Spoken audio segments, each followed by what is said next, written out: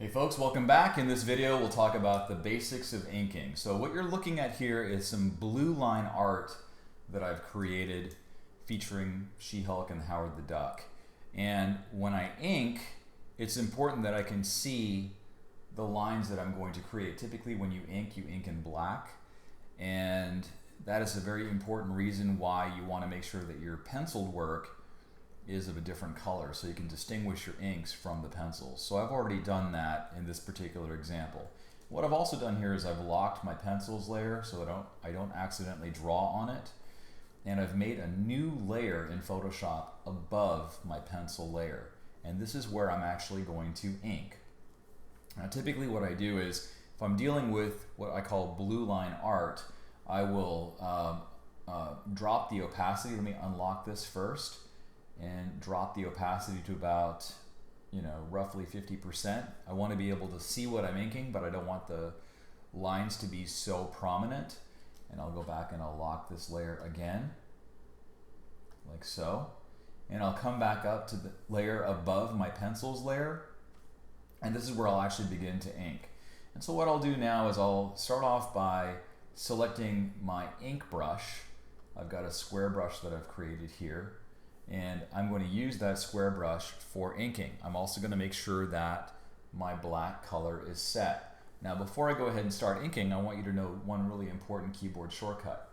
If I hold down or press the X key, you can see that the foreground and the background color are now reversed. Now the foreground color is white, the background color is black. If I hit the X key again, the black now is the foreground color. So that's a really important keyboard shortcut. You can think of it as like an X, right? So this little X basically allows you to flip-flop your foreground and background color. Pretty useful to know. So now, when I begin to ink, I have to think about where I'm going to render lines and where I'm going to render fills. Fills are those areas that are purely dark. They're basically completely blackened out. And sometimes you'll see certain art where maybe the penciler hasn't fully shaded the area in, but they'll actually put small X's to indicate to the inker where they want the black fills. Black fills are just those areas that are fully filled with black. And the other thing that you want to think about too is your line weight. So sometimes when you're using a brush, the brush might be so small and thin that you're really not going to get much line weight. So a line like this, it's really thin, but it doesn't necessarily work for very, prominent objects that are closer to the viewer. So generally speaking, the thicker your line, the closer the line is to the viewer. So I like to use the right bracket key to enlarge the size. So let's go ahead and start off. I'll zoom in by hitting Command plus. And where do you start inking? You can really start wherever you wish. I'm going to go ahead and start right here.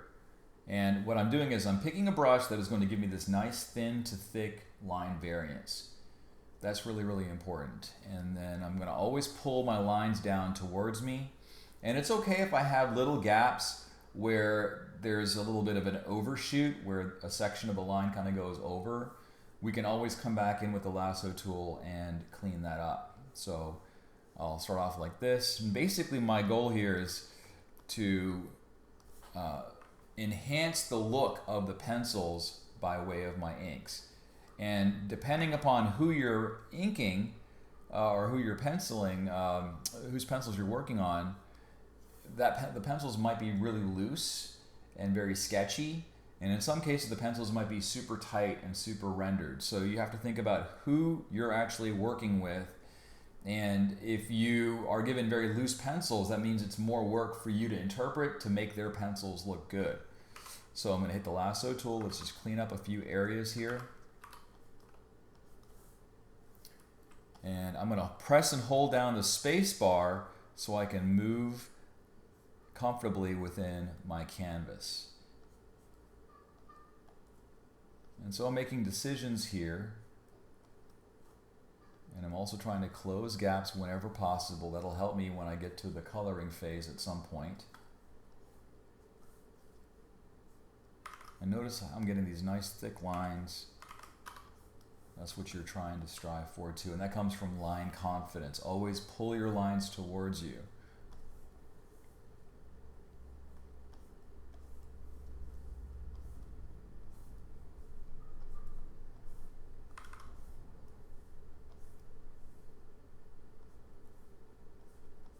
So this is an area that is basically involving some hatching.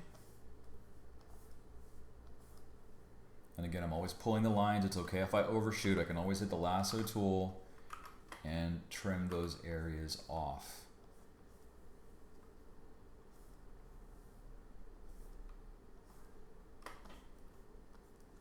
Now, you'll probably notice that I'm not going over every single line and making a perfect copy, because generally when I pencil, I tend to pencil pretty loose.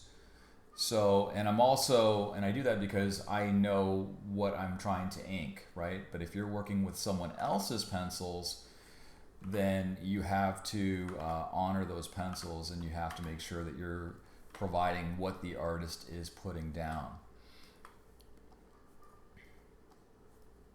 You'll notice that I haven't really played around with the brush size so much yet. That happens when I'm actually drawing things that are highly detailed. So if I zoom in here, maybe the little lines on her nose, I make the brush a little bit smaller because I don't want that to be as prominent. Or maybe these two ridge lines right here are smaller. I always have my hand on the keyboard so that I can make those adjustments.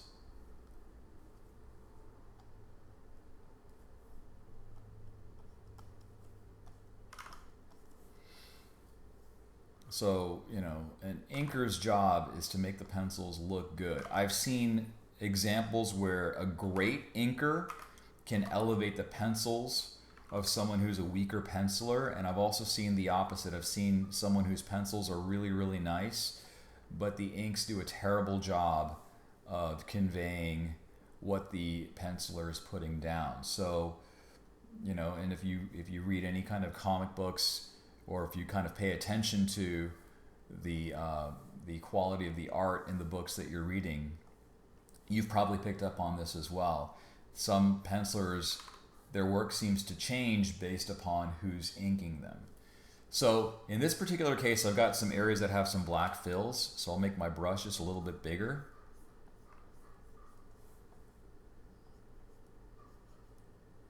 And you're basically, when you're inking, you're thinking about where the light's coming from, and you're thinking about texture, and your job is to clearly communicate what's in the pencils.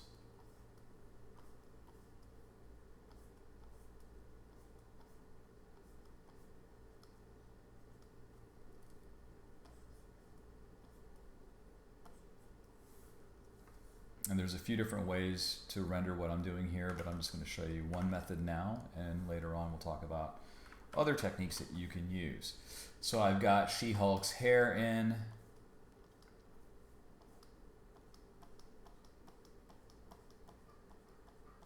I'm using some hatching there, indicating the musculature.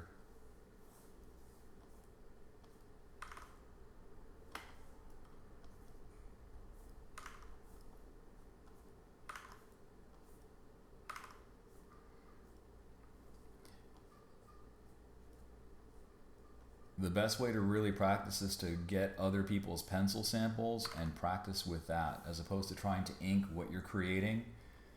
You'll find that when you start to, say, pencil over someone like Jack Kirby, there's a lot of penciled art that's available that you can practice with. It's a great way to also get better as a penciler too, because when you're actually going over that person's lines, you start to understand a little bit more of their approach.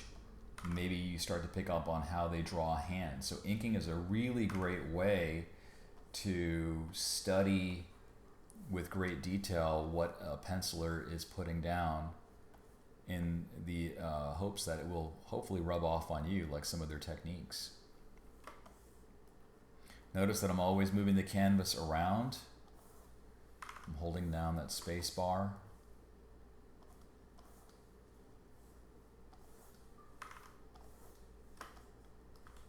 come back in and add some cleanup.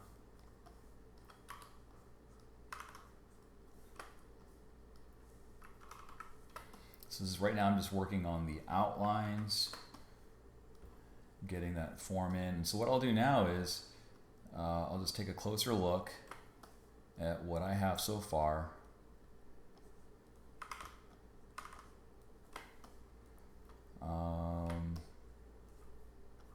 Let's move this line down here.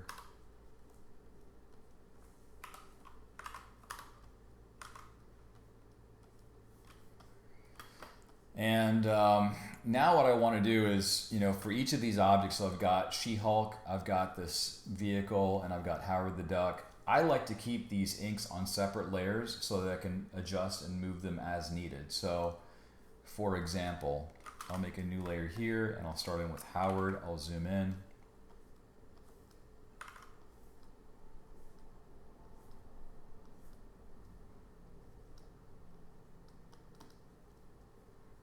Thinking about texture. Sometimes these lines are hard to do when you're drawing large circles. That's where your wrist comes in. For smaller circles, use your wrist. For larger circles, use your entire arm.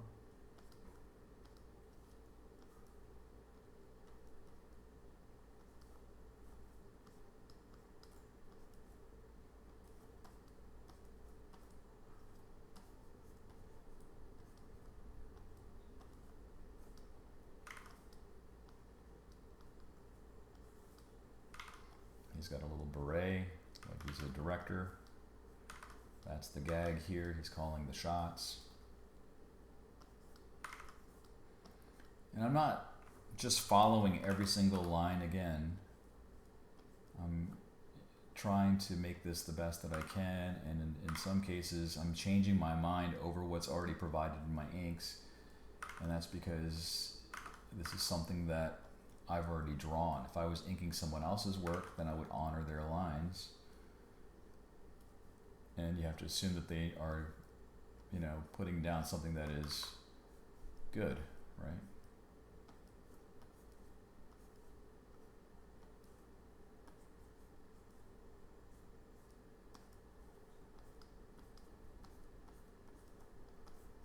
So far, all I'm doing is simply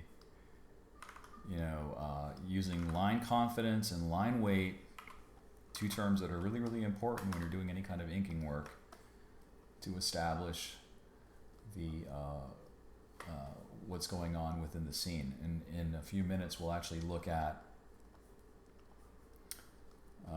the idea of, this is a megaphone handle here, which I somehow missed on my pencils.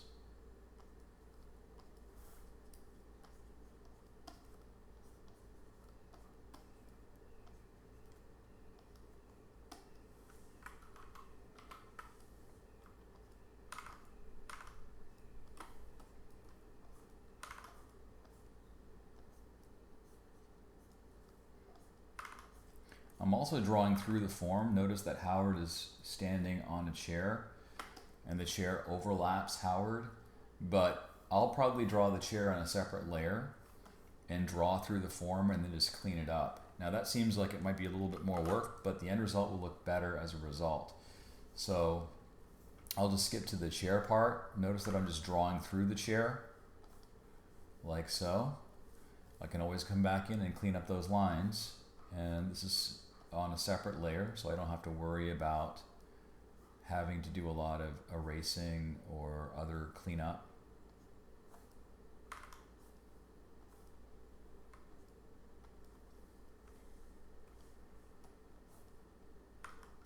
And even for things like this platform right here, I'll just draw through the form. Drawing through the form is something that I know might be a little bit uncomfortable, but it's important to do because what it does is it ensures continuity, and it also gives your lines this really nice flow. So now when we come back in, let's clean up.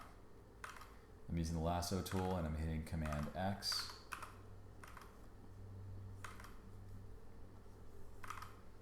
notice the areas where Howard is overlapping, I'm also getting rid of that.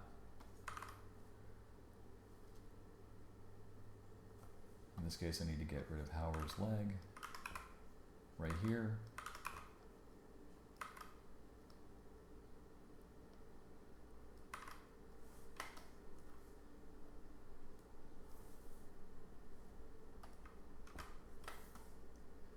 There we go.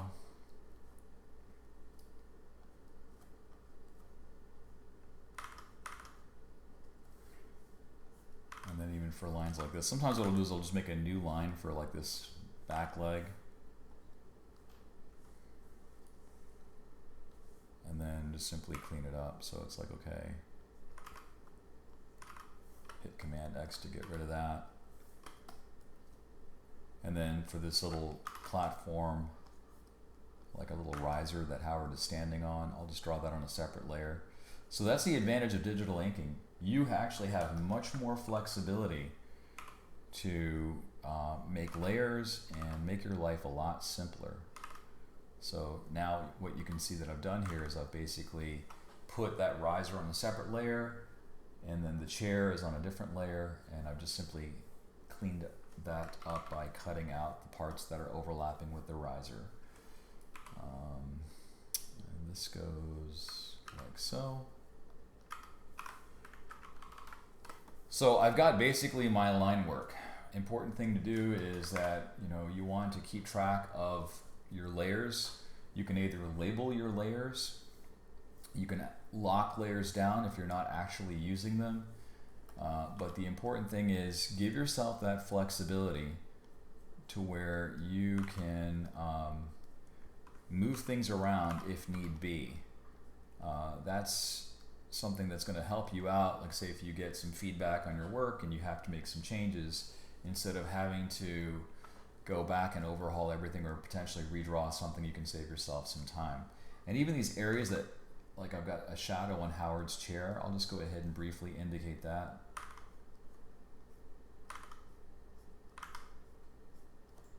And in the next video, we'll talk about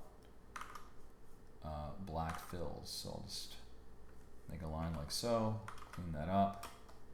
And when we come back, I'll have this whole thing inked. In other words, all the outlines, and we'll talk about black fills. So I'll see you in the next video.